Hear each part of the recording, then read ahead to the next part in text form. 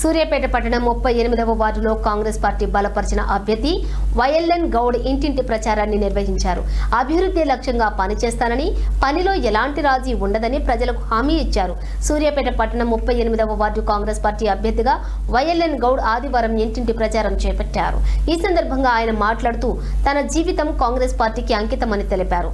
చదువుకునే రోజుల నుంచే పార్టీతో అనుబంధం కలిగి సామాన్య కార్యకర్తగా ప్రారంభమై జిల్లా NSUY జనరల్ సెక్రటరీగా బాధ్యతలు నిర్వహించిన అనుభవం ఉందన్నారు.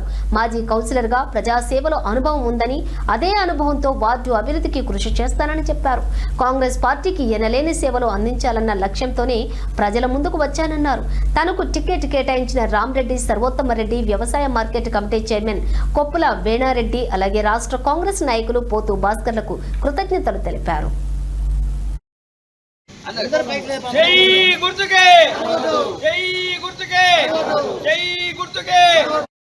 19వ వార్డు ఉండే ఆనాడు ఈరోజు 38వ వార్డు అయింది. 18వ వార్డు 19వ వార్డు కలిపి ఈ యొక్క 38వ వార్డు చేసిరు.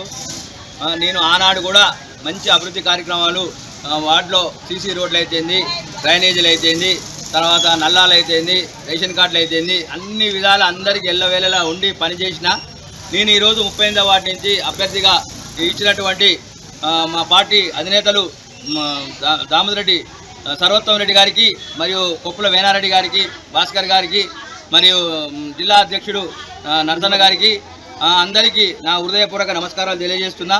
ఈనాడు నేను ప్రచారం స్టార్ట్ చేసిన నా వాటి నుంచి ఇక్కడనే పుట్టిన, ఇక్కడనే నా స్థానికుడిని నేను కాబట్టి నాకు టికెట్ ఇచ్చినందుకు వాళ్ళందరికీ ధన్యవాదాలు చెప్తూ నేను మంచి అభివృద్ధి చేస్తా.